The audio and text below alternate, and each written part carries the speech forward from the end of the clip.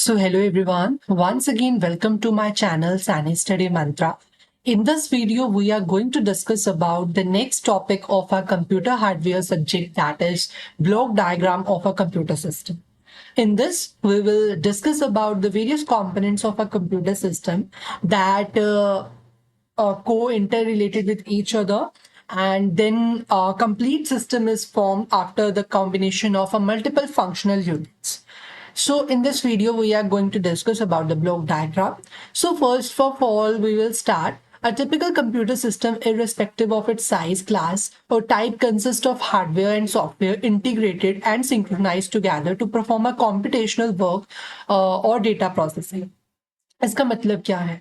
ठीक है, हमारा कंप्यूटर सिस्टम जो है उसका क्या होता है, एक साइज होता है, ठीक है, एक उसका फिक्स साइज होता है, ठीक है, उसकी कोई कैटेगरी होती है, उसके अंदर मल्टीपल कैटेगरीज होती हैं, लाइक हार्डवेयर होता है, सॉफ्टवेयर होता है। हम पिछली वीडियोस में भी डिस्कस किया हमने कि इसके अंदर हार्डवेयर होता है, इसके अंदर सॉफ्टवेयर होता है, ठीक है, और इसके अंदर कुछ इंटीग्रेटेड चिप्स वगैरह होती हैं और बहुत सारे सिंक्रोनाइज्ड स्मॉल प्रोग्राम्स होते हैं जो उन चिप्स के अंदर फंक्शन कर रहे होते हैं, वर्क कर रहे होते हैं, और इसी के हेल्प से हम जो है कंप्यूटर को अलग अलग टास्क देते हैं और वो उन पे कॉम्पिटिशन्स परफॉर्म करके हमारे डेटा को प्रोसेस करता है।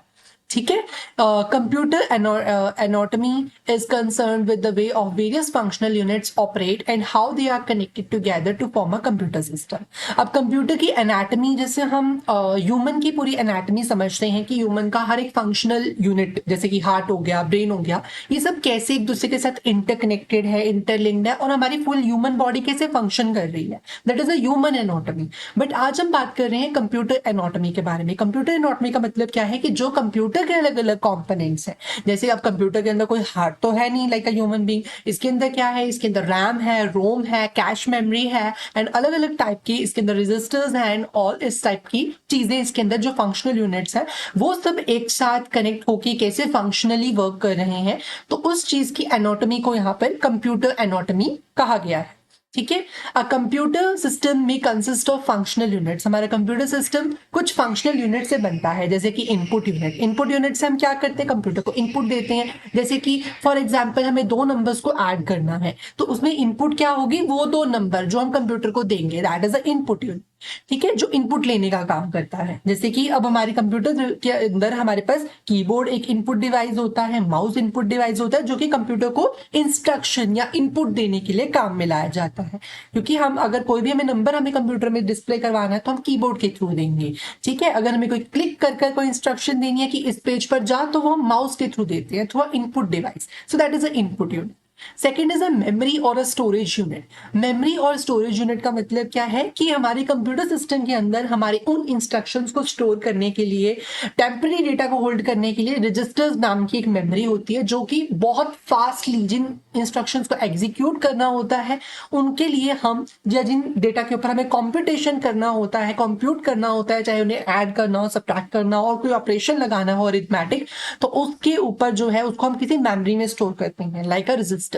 ठीक है, और इसके अलावा स्टोरेज यूनिट हो सकता है लाइक हार्ड डिस्क या सॉलिड स्टेट ड्राइव की हम यहाँ पर बात कर सकते हैं। Next is CPU. CPU stands for central processing unit. अब एक ओवरऑल सिस्टम, जो सारा एक कंप्यूटर सिस्टम है, that will work with the help of CPU.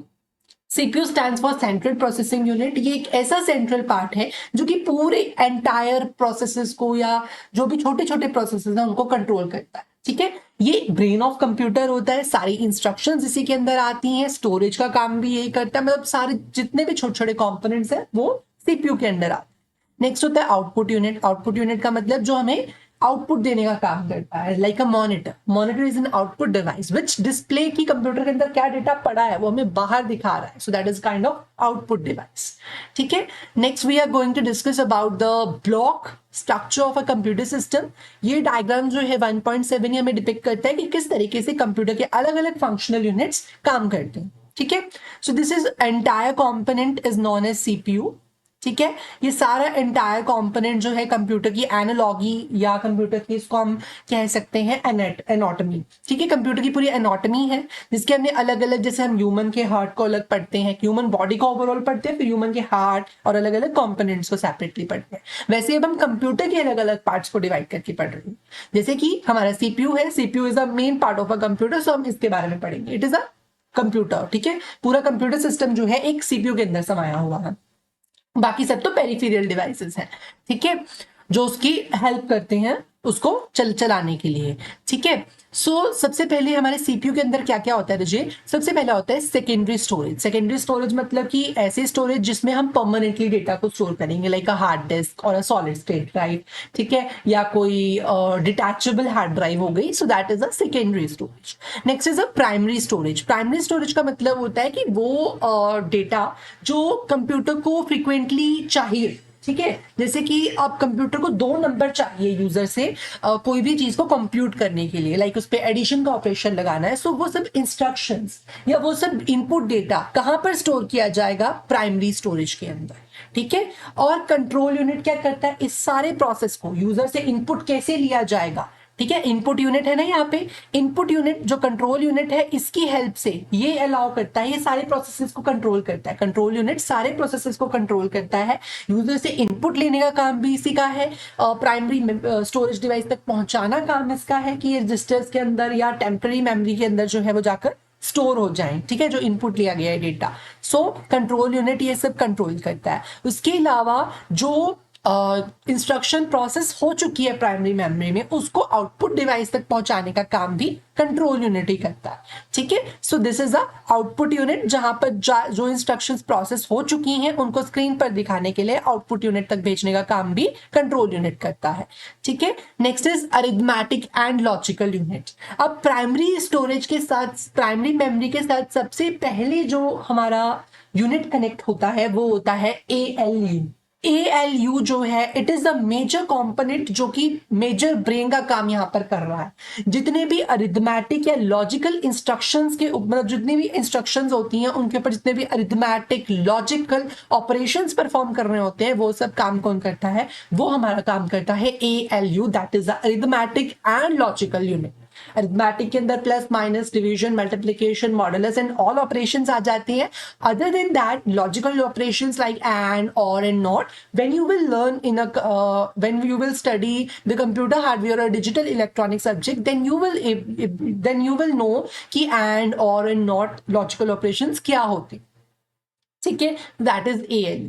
Next है, अब ये सारे सिस्टम को कंट्रोल करता है हमारा कंट्रोल यूनिट, एंड ये ओवरऑल सिस्टम को हम CPU या ब्लॉक कंप्यूटर डायग्राम की इसको कह देते हैं। सो दिस ओवरऑल कंपोनेंट्स जो है वो एक CPU यूनिट के अंदर होते हैं और इस सारे प्रोसेसेस को कंट्रोल यूनिट कंट्रोल करता है। अरिथमेटिक लॉजिकल यूनिट सारे इंस्ट्रक्शंस को या सारी चीजों को परफॉर्म करता है, एंड प्राइमरी स्टोरेज जो है वो जो इंस्ट्रक्शंस के ऊपर परफॉर्मेंस लगानी है उन टेम्पररी डेटा को स्टोर करने के लिए जो है प्राइमरी स्टोरेज होता है, एंड सेकेंडरी स्टोरेज को परमानेंटली स्टोर करता है। इनपुट यूनिट जो है यूजर से इनपुट लेने का काम करता है इंस्ट्रक्शंस का, और जो आउटपुट यूनिट है वो हमें आउटपुट या जो भी कंप्यूटर का आउटपुट है वो हमें डिस्प्ले करने का काम। ठीक है, अब बहुत लंबी लंबी कहानी जो थ्योरी में बताई गई है ये मैंने आपको बहुत शॉर्ट में बता दी है। अगर आप फिर भी इसे रीड करना चाहते हैं then you can go through it. ठीक है, जैसे कि मैंने आपको सिंपली यहाँ पर बताया कि इनपुट यूनिट जो है वो यूजर से इनपुट लेने का काम करता है। ठीक है, ताकि एक डिजायर्ड रिजल्ट तक पहुंचा जा सके, और जो भी हमारे कॉमनली इनपुट डिवाइसेस है like keyboard mouse scanner joysticks, ये सब क्या है? इनपुट लेने का काम करते हैं यूजर से इंस्ट्रक्शन लेते हैं, क्या उस पर ऑपरेशन लगाना है वो सब लेते हैं, एंड उसे एक जो है मेमोरी के अंदर स्टोर कर देते हैं। ठीक है, और मेमोरी का मैंने आपको बता दिया जो कि आपके फाइनल रिजल्ट या कंपटीशन वाले रिजल्ट को स्टोर करेगी। इसके अंदर 2 डिविजन है, प्राइमरी स्टोरेज और सेकेंडरी स्टोरेज। प्राइमरी स्टोरेज के अंदर जो है रैम, रोम और कैश मेमोरी या वर्चुअल मेमोरी की हम बात करते हैं जो रियल टाइम में वर्क कर रही होती है। ठीक है, रैम जो है वो टेम्पररी, ये सब जो है रोम जो है वो at the time of manufacturing store की जाती है। जैसे कि आपको फर्मवेयर, जब आपका कंप्यूटर चलता है तो आपको एक स्क्रीन पर दिखाई दिया जाता है, जैसे आपका फॉर एग्जांपल आपका लैपटॉप डेल का है या आपका जो लैपटॉप है HP का है, तो आपको सामने HP की इंस्ट्रक्शन सबसे पहले डिस्प्ले होती है जब भी आप अपने लैपटॉप को ऑन करते हैं। ठीक है, तो वो क्या है? It is stored on a chip that is installed in your system that is known as ROM chip. ठीक है, उसके ऊपर वो इंस्ट्रक्शंस फैब्रिकेट की गई है जो कि परमानेंटली स्टोर की गई है, जिसको कि इरेज भी नहीं किया जा सकता।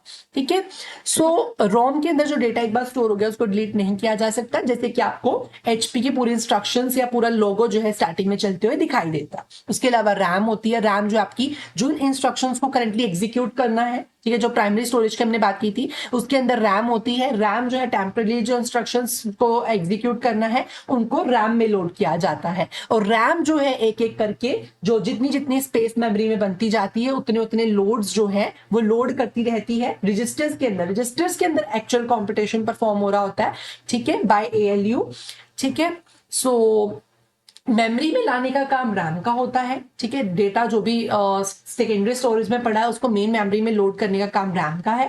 ठीक है, और रैम का काम ये भी है कि उस डेटा को जो एग्जीक्यूट करना है उसको रजिस्टर्स मेमोरी तक भेजने का काम भी इसी का है। और कैश मेमोरी एक ऐसी मेमोरी होती है जिसके अंदर वो इंस्ट्रक्शन स्टोर की जाती है जिसको बहुत फ्रिक्वेंटली एग्जीक्यूट करना होता है। जैसे फॉर एग्जाम्पल किसी इंस्ट्रक्शन को बहुत फ्रिक्वेंटली दिखाना है, जैसे कि रियल टाइम डेटा हो गया, जो डेटा रियल टाइम में अपडेट होता है, जैसे कि फॉर एग्जाम्पल वेदर डेटा चलो थोड़ा बहुत वेरी कर सकता है। अगर हम बात करें जैसे कि क्रिकेट के स्कोर का डेटा, अब वो बहुत फ्रिक्वेंटली चेंज होता है, हर सेकंड में चेंज होता है, तो उस टाइप के डेटा को फ्रिक्वेंटली मेमोरी में लोड करने के लिए कैश मेमोरी का इस्तेमाल किया जाता है, क्योंकि ये मेमोरी हमारी रैम के बहुत करीब होती है। So that's why it is very fast. Virtual memory मतलब कि अगर आपकी कंप्यूटर की स्टोरेज फुल हो जाती है then the virtual memory came into the existence, जो कि आपके बड़े बड़े प्रोग्राम्स को लोड कर देती है। इवन आफ्टर योर रैम की स्टोरेज फुल हो जाए तब भी आप अपने प्रोग्राम को लोड कर पाते हैं न्यू सिस्टम। ठीक है, और सेकेंडरी स्टोरेज का तो आपको पता है, जो परमानेंटली डेटा को स्टोर करते हैं, एक बार आपने कंप्यूटर बंद कर दिया तब भी इसके अंदर डेटा रहता है, like a floppy disk, compact disk, CD होगी, हार्ड डिस्क हो गई एंड मैग्नेटिक टेप जो पुराने समय में। CPU overall a brain of a computer. ठीक है, सारे माइक्रो प्रोसेसर्स इसके अंदर लगे होते हैं जो कि फास्टली और सब चीजों को कंप्यूट करते हैं। एक ओवरऑल सिस्टम है, इसकी दो कॉन्फ़िगरेशंस होती हैं, like 64 bits and 32 bit system. ठीक है, इसके अलावा इसके अंदर दो मेजर कंपोनेंट्स की हमने बात की, कंट्रोल यूनिट और एएलयू, और मेमोरी यूनिट भी बेसिकली इसी के अंदर ही आता है। ठीक है, एएलयू आपको पता है अरिथमेटिक लॉजिकल यूनिट, जो कि सारे अरिथमेटिक एंड लॉजिकल इंस्ट्रक्शंस जो है एग्जीक्यूट करता है। एंड देन द आउटपुट जो है विजुअल डिस्प्ले यूनिट, वीडियो के थ्रू जो है आपके सिस्टम पे दिखाया जाता है। ठीक है, अलग अलग आउटपुट शो करने के लिए कंप्यूटर ने क्या प्रोसेस किया है उसका आउटपुट शो करने के लिए आपको आउटपुट यूनिट का इस्तेमाल करना होता है। ठीक है, इसमें जैसे मॉनिटर जो है that is a video, that is a visual display unit, जो कि हमें विजुअलाइज करवाता है कि क्या चीज एग्जीक्यूट हुई है, ठीक है, क्या आउटपुट आया है। प्रिंटर हो गया, प्लॉटर हो गया, स्पीकर साउंड को जो है आउटपुट करने का काम करता है। So this is all about the basic block diagram of a computer system.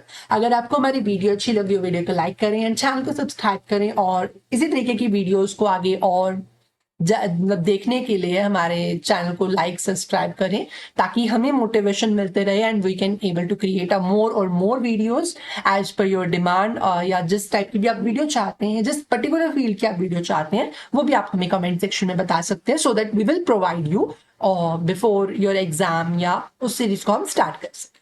Thank you so much for watching.